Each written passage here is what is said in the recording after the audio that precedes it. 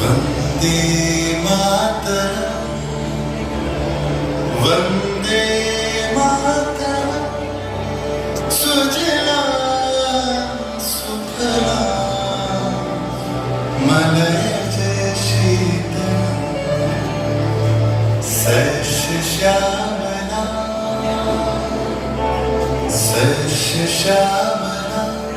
मातरम् वन्दे मातरम्।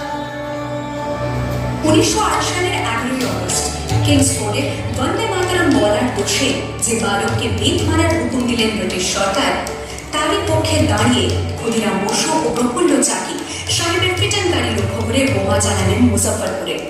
সাহেব নিহত হলেন না, তবু নাবালক ক্ষুদিরামকে ফাঁসির হুকুম দেওয়া হলো।